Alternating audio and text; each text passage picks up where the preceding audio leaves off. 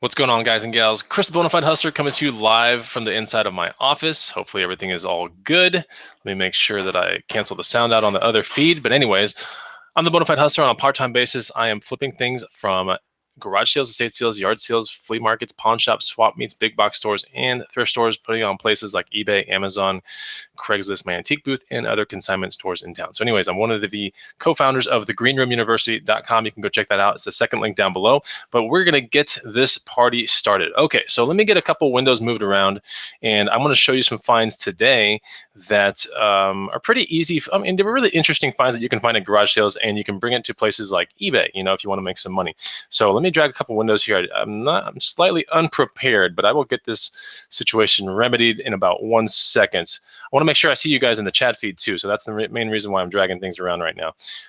Okay, so we got people saying, good morning, dude, it's early. I know, and it's early for a reason because I'm actually processing an FBA shipment right now, and I want to get one or two of these items that are here, or one of these items like into the shipment, but I want to make sure I show you guys what's going on. So if you like this content and you like what you see, or you just like the principle of the channel in the first place and hit the like button early, that's cool with me. Okay, so anyways, we got a bunch of people saying good morning, good morning, good morning, good morning to you guys. Now look, if it's going to be a little loud on this broadcast, I apologize. There's some people working on some pieces of the house, and I'm trying to get it as quiet as possible, but you might hear some banging around or stuff like that. So, okay, let's go into one of the first things that I found this weekend at garage sales. And like I said, you can bring, these are things that are going to be going to eBay primarily, and then there's an FBA item in here, but most of this stuff is eBay for the most part. So yeah, I want to show you guys that stuff. Okay, let me make sure I got everything ready to go. Oh, there's something really cool behind the computer. I cannot forget to show you this thing because it is really, really neat. Well, it's not really neat, but it's definitely, it's kind of sleeper-ish.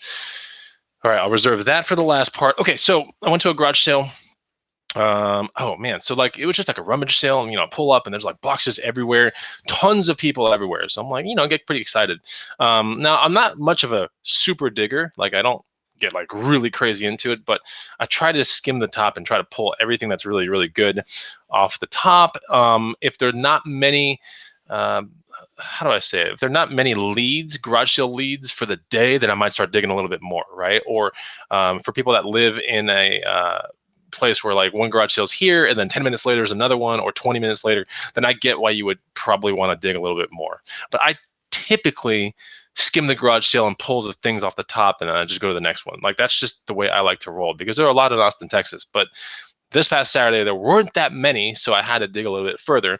So I was digging in this one garage sale and found these. I thought this was a pretty good thing. And these are perfect for eBay. So if you're thinking like, dude, I don't live in Texas, there's no way I'm going to get into cowboy boots and stuff like that, you're missing out on some good money. So these right here are Tony Llama. They're actually vintage Black Label Tony Llama. If you're like, what the hell is that? Well, there's a black label inside that says Tony Llama, and it's really hard to figure. And there's a really, really hard coding system to figure out the size of the shoe.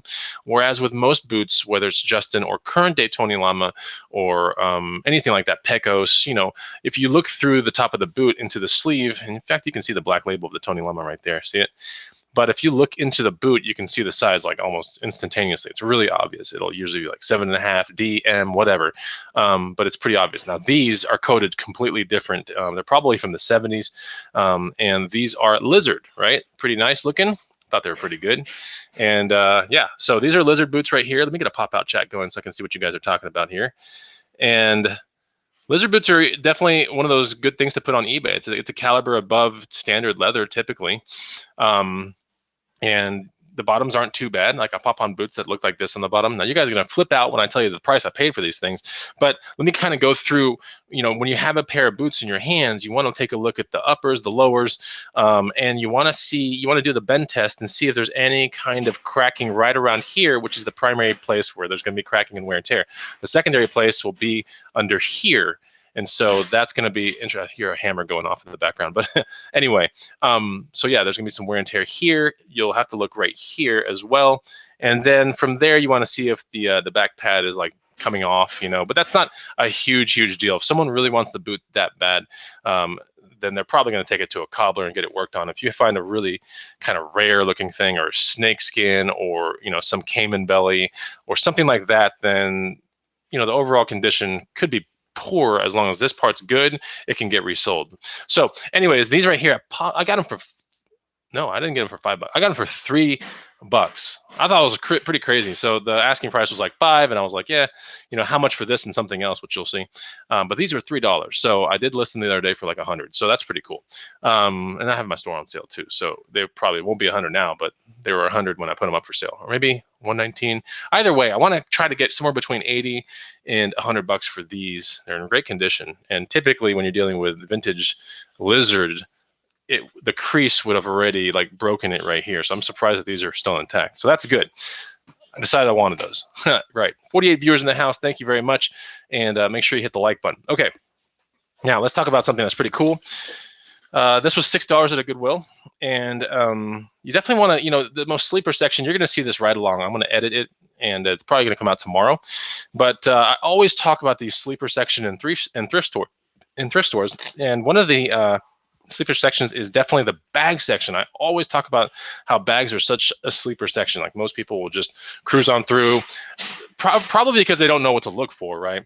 But here's an easy one to look for. If you're in the bag section, here's a very easy brand of bags to really start remembering, because they build them real well. This company, I don't know if it's based in Seattle or Colorado somewhere, but it's built incredibly well.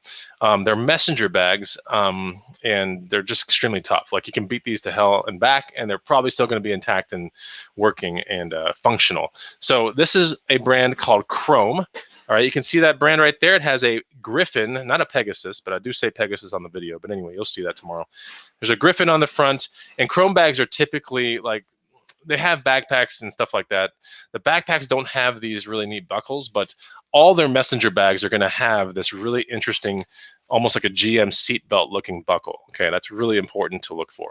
So Chrome is interesting. It's, you know, very low key. Like if you didn't know about Chrome, you would never think like a messenger bag could be worth. And this one's probably going to sell somewhere between 50 and $70.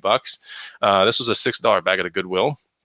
And what's interesting about Chrome bags, as opposed to their competitor, which is not even really a competitor, but it's called Timbuktu, is when you open up a Chrome bag, man, almost every Chrome bag has like really awesome weather-resistant material right here, because these the people that usually use these are riding around on bikes, and they're going through city streets and stuff like that. They're typically messengers or couriers, right?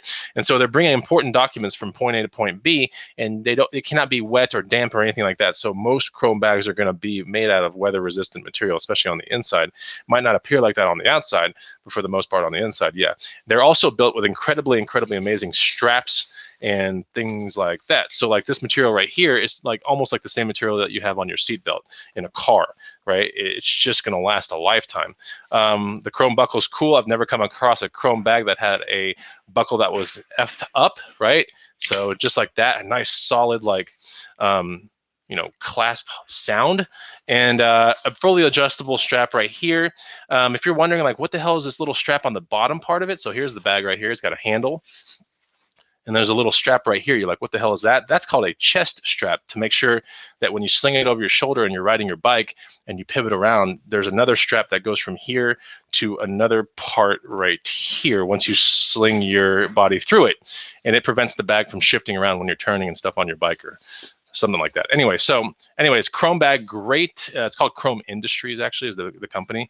But just remember that, if you're trying to demystify the bag section, you can start with really simple bags such as Orvis Battenkill, CC Filson bags, Chrome, really good bags to look for that are semi-common. That's the thing. Like most people are like, well, when's the last time you flipped a Chrome bag? Well, the truth is like 2 months ago.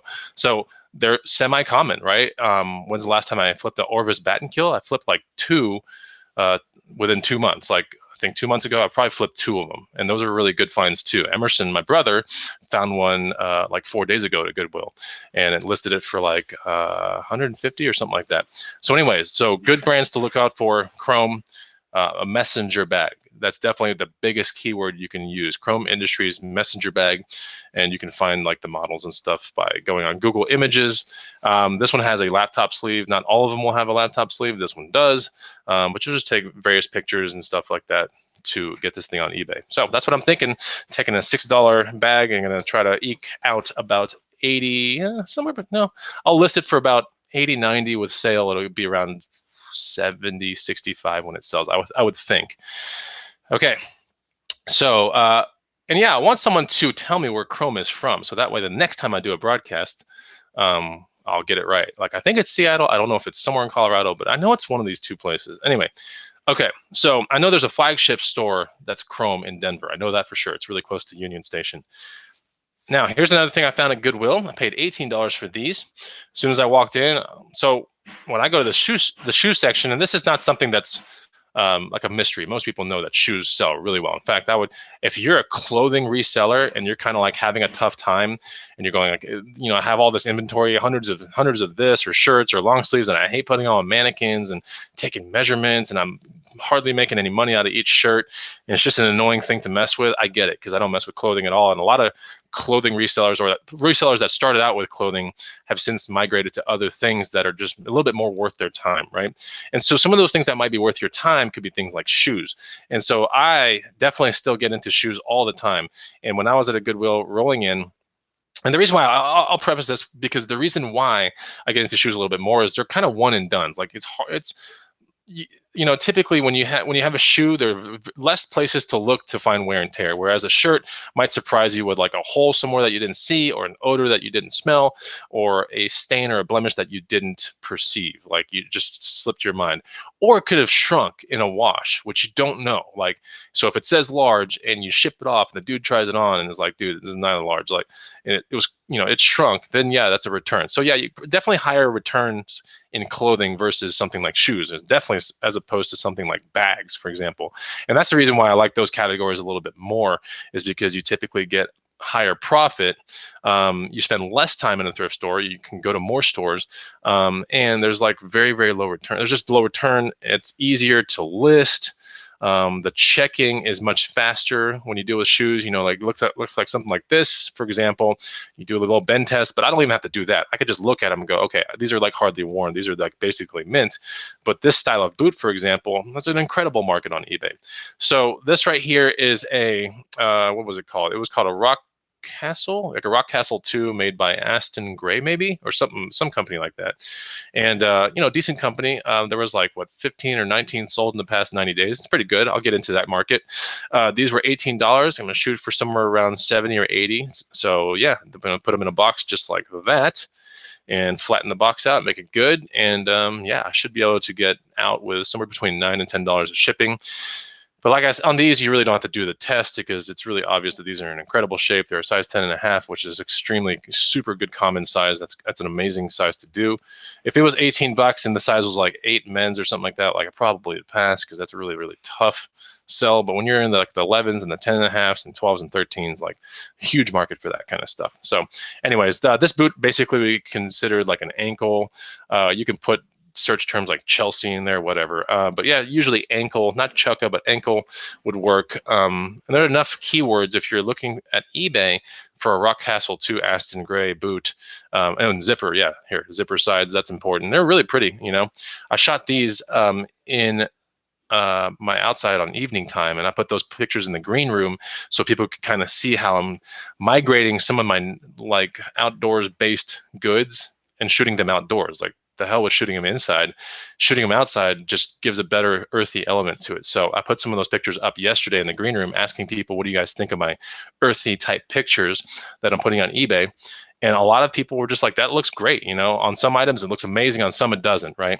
So I got some good feedback out of my own room. I thought that was good.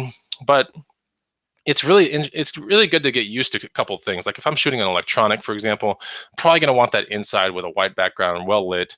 But when I have something like a boot or a bag or something that's definitely outdoorsy, then I'm going to put it outdoors, right? Wait for the evening time so there are no shadows, and you can really get some good pictures done. Okay, so someone said that they are from Boulder, Colorado. Cool. Okay, so I was really, really close. All right, so Aston Gray boots, definitely look for this boot style. And if you consistently look for this boot style, you're going to start coming across Doc Martens, maybe some rare Polo Chukka boots, or there's so many makers of men's boots that kind of look like this that are worth getting into, right? So that's that. All right, what else do I want to show you guys? I went to a garage sale, and it was the very first garage sale of the morning. It was like a 745er, and this guy had I think it was a Canon EOS Rebel G with 2 lenses, for 40 bucks, right? One of the two lenses was this one, okay? And so this kind of stuff is perfect for eBay or Amazon. And I didn't want to pay 40 bucks for everything. I didn't want a Rebel G 35mm camera that really pretty much impossible to test for the most part. I mean, without having film run through it and everything like that. So I didn't want that. I didn't want the other lens that it came with. It was a really small, crappy lens. I was interested in this one, which is basically not an ultrasonic, but it's a zoom lens, right? Canon zoom lens, EF 75 to 300. It's a 1.4 to 5.6. So, you know, it's not the greatest lens in the whole world, but it's a good budget lens for someone that's starting out. So it's a 75 to 300. One of the most important things when I'm looking at these kind of lenses is the second I see an AF, MF, autofocus, manual focus right there, little switch, right? I hope you can see that. There. So when I see that, then I know it's a little bit more current day lens, and it can, you know, adapt to many Canon cameras that have those functionalities. So that's good. That's a big plus. Did not have the actual caps. Okay, so one of the things you want to do before you pop on it is look for anything that's like broken in the lens. Does it feel weird or loose? And are the lens, you know, is it scratch free? Because you definitely don't want to be getting into a lens that is not scratch free. That's important. So, or that is scratch free. Not scratch free. Okay, whatever. Okay, so that's that. I'm gonna put it in bubble wrap. This is gonna go to FBA for about 70 bucks. I got this for 10. And I beat the dude up pretty good. Not like physically, but like I beat him up verbally, right, to get this thing. And I was like, I got 10. That's as good as I got. He's like, how about 20? I was like, no, I got 10 bucks, and that's as good as I can have it. It's not a big deal. And I started walking off, and I was like hovering around, like just waiting for him to be like, okay. And I knew it was coming. And that's one of those things, like, you want to hold out. He was like, how about 15? And I was like, no, I got to have 10 because I'm just going to use it really quickly. That was a lie. But yeah, so as soon as I got to like halfway past the driveway, I was about to walk out. He was like, all right, 10 bucks, it's yours. And I could tell he was like, oh, like I didn't want to do that. But that's what a good hustler does, right? You negotiate, just in case something's wrong with it. If I was going to put it on eBay, it could sell for like 40 or 50, but since I can put it on FBA, it's probably a $70 sale right there. Thus cutting me a check for about 50 bucks. And it's like rank number, it's really low. It's like sub 100 rank. So this will probably sell the day it checks in. Okay. Yeah, selling lenses is a great market. See, if this is an ultrasonic or something even better, like a Tamron or whatever, not all Tamrons but are good, but like if it was like a Tamron upper end lens or an ultrasonic or something like that, the last couple that we found at a garage sale, we actually took it to a camera exchange place that same day, and they cut us a check for like I think $225 or something like that for I think $70 of lenses that we bought that day at a garage sale, and they cut it for us. They did the test on the lenses, and they cut the check the following Tuesday. So there are a lot of ways that you can flip these things. It's not just eBay. It's not just Amazon. If you have a good camera exchange in your town, you live in a nice urban kind of place or nice big city, there are going to be camera exchange places there, and they usually can do consignment or used deals pretty quickly and cut you checks. And they can test the things out too, which is pretty cool, for free. Assuming that you're going to trade it in, but then you ultimately have the decision at the end not to. So you kind of get it tested for free too, which is pretty cool. Okay. So you guys know how I popped on those lizard boots, and there was another deal where, you know, I took two $5 items, combined it together and said, how about 6 for both? So half of that was those boots. The other half was this. I was sure about buying it, but kind of unsure on how to proceed. But I'm still going to do it because I probably have to wash this thing. And I'm not, like I said, I'm not really into clothing, but I wanted to swing at this one. Now, I don't see any really crazy wear and tear or anything obvious, but I do see blemishes and I do see some stains. Okay, but this is what it is. Who wants to guess the brand? Who knows the brand of this? I'm going to peek through for the comments right here. Michael Ferraza, like, talk about a really awesome subscriber. Check this out. Hey, Chris, I just wanted to pop in and hit the like button. Wish you guys, viewers, a happy new year before I go back to work. Peace. That was awesome, man. I don't know. That's like the best. Those are the best kind of subscribers ever, man. They just come in, hit the like button on principle, and just jet. That's cool. I'm not saying do that, but like, you know what I'm saying. All right. So this one, Reseller Rockefeller says Ralph Lauren. That's right. This is Polo Country. So it's basically Ralph Lauren. It's called Polo Country. Just like Polo has rugby and like purple label, black label, whatever. They're different lines, and this one's a Polo Country line. So this is not, you know, unfortunately, it's not like the cool, like teddy bear looking thing that everyone wants to look for, the Holy Grail stuff. But this is still American flag, not cable knit, but just normal knit sweater. These are going anywhere between $100 and $300 on eBay, but since this one has some stains, we can kind of see one of them right here. I don't know what I think I'm going to try to wash it and attempt washing it and see if that brings it out. If it doesn't, I'm just going to list it and show it. And I'm going to hang dry this thing too. I'm not going to chance because I can tell that this definitely is a large. The way it is right now has not been shrunken. There are no crazy holes. I like the way this thing looks, but those stains are killer. And maybe someone that's a professional at taking stains out can get that out. I'm not one of those, and I'm not going to sit there and spend hours and hours trying to get stains out. I'm going to list it as is, just like that. So I think if everything goes right, I think the worst case scenario is this thing sells for like 50 bucks. I think best case scenario is it sells for around 100, even with light stains. We'll see what happens with that. I don't know, because like I said, I don't try to get into clothing very much because it's the type of hustle that can easily drain your energy and just drain your time. For me, it's not worth my time whatsoever to get into clothing in general as a big hustle, right? So I do get into clothing when it comes into things like snowboard pants and jackets and easily marketable things with amazing markets on eBay. Then yeah, I'll get into that. But I don't like getting into clothing unless it's like a retro t-shirt that I can put in my booth or something like that. I don't get into most clothing that I see on YouTube channels. Just honest, you know, not downplaying it. It's just not what lines up with my strategy. So OxyClean is what people are saying. That's cool. Okay. Toot Tall is saying, I still want to know when the word hustler became a good thing. In my day, you did not want to be called one of those. So yeah, I've been calling myself Bonafide Hustler for quite a while, even before the channel started. Funny, right? So, okay, so let's talk about something else. What else we got here? This is going today to FBA. This is the primary reason why I wanted to film this now, because I'm making a shipment and I'm on the cusp of basically putting everything in the box. So here we have a gaming joystick. It's already saran wrapped, so it's going to keep all the dust and weird stuff out of here. Anybody might be thinking, like, why the hell do you care about dust on a joystick? Well, it's because you know, some of the dust can get into the button like creases or the button cavities, and it can get on the little rubber thing that usually is between the main part of the joystick and the base of the joystick. There's usually a rubber piece that attracts dust pretty easily. So saran wrap it like this. I don't want to saran wrap it towards forward, and the spring can get, you know, how do I say it? Can create less tension for the spring once they unspring it. But I want to keep it upright, a really light, you know, saran wrap job, and yeah, very interesting. This is a joystick. It's called a 3D Extreme Pro or Extreme 3D Pro. It's a gaming joystick usually used for flying around. And this one's going to go into FBA for about 40 bucks. I got it at a Goodwill for $5, and its rank is somewhere between like 6 and 100. It's one of those. I think it might be rank 6 actually. It's really low, so it'll probably sell day one. New ones are selling for around 55 or so. So we'll see. Yeah, so that's that right there. I've had really good you know, luck with joysticks. Another good joystick brand to look out for besides Logitech, it's a pretty good one. Saitek is really good, Saitek. That's a really good one. And there's some other ones, but yeah, Saitek is really good too. That's probably one of the other main ones. And if you find Saitek joysticks or the tank ones or whatever, if you manage to have an Xbox 360 game, you know, a lot of the Saitek joysticks were for Xbox 360 flight simulators, and they still have really good resale value. So okay, so that's that. Oh yeah, probably my favorite find from the weekend. I'm gonna show it to you guys real quick.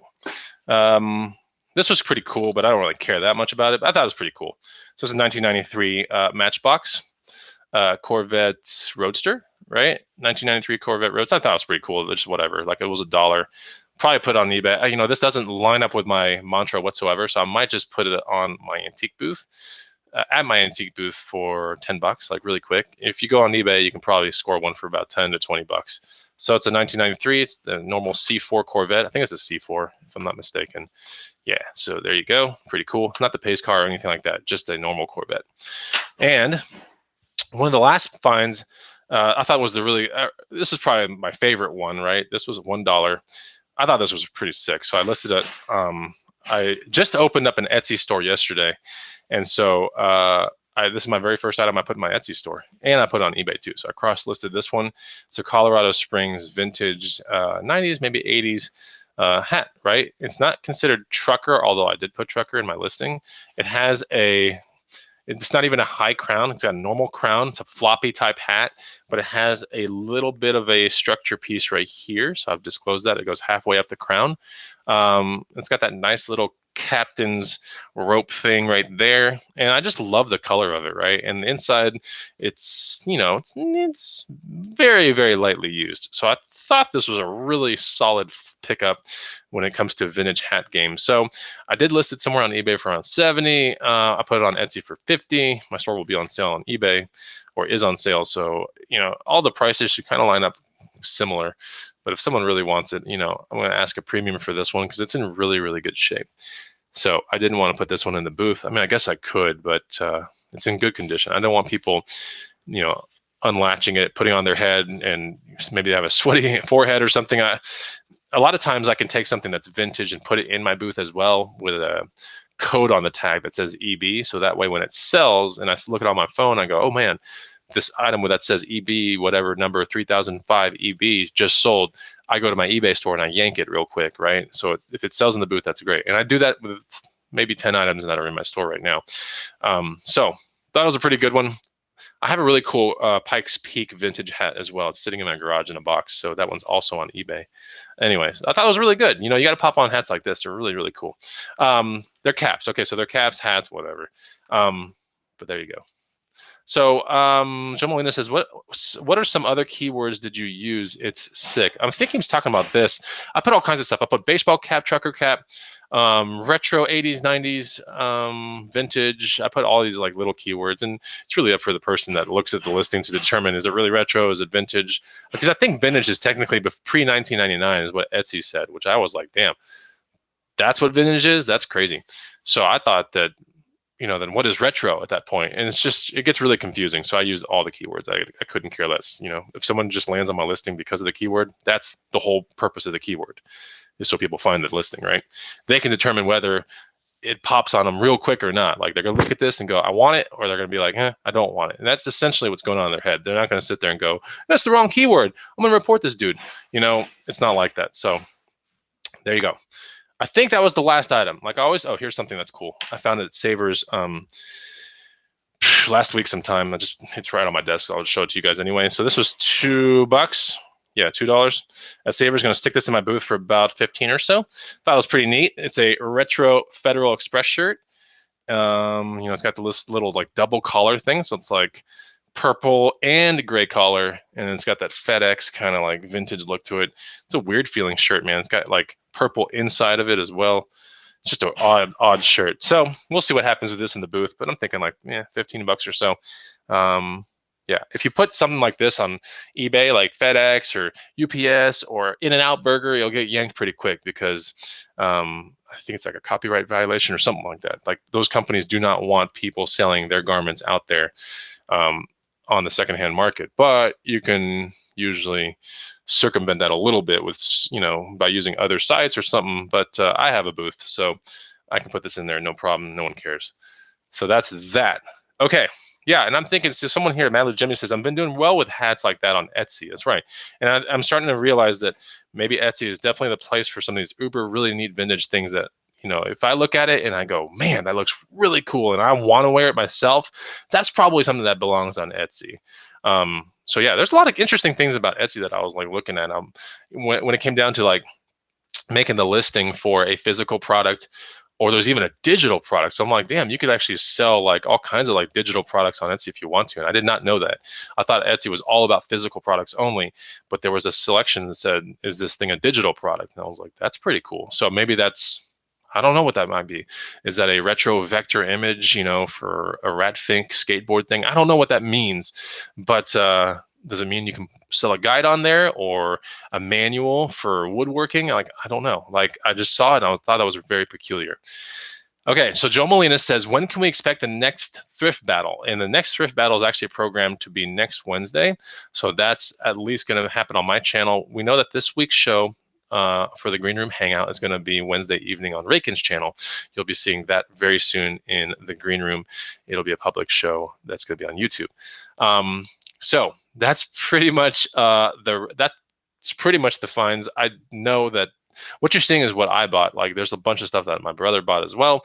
And we just like having fun, spending time together, and going to garage sales. Like we've been doing it forever. And it's just a lot of fun to spend time together. I already said that, but reconnect and just, see Emerson's a really good hustler too. I've trained him, and it's really interesting to see what he kind of gravitates to. He's been doing a lot of bat sales lately, and so I think he's done 6 or 7 in the past 2 months or something like that. So that's pretty good. And he looks for all kinds of weird, crazy things. So it's fun to go reselling. We find an adequate amount of things to share among both of us. But that's pretty much it. So I hope you enjoyed the video. If you have suggestions for the next video, maybe you want to see the ride along, okay, that's coming tomorrow. But till then, I will see you on the next Bonafide Hustler video. I'm going to get this FBA shipment cranked out. Most of this stuff already has its pictures on eBay, so that's good. I need to get all this stuff boxed up, and so I can go out there and hustle again strong. I'll probably go hustling today too, which is even better. So can't wait for that too. I'll see you guys later. Take it easy. Goodbye.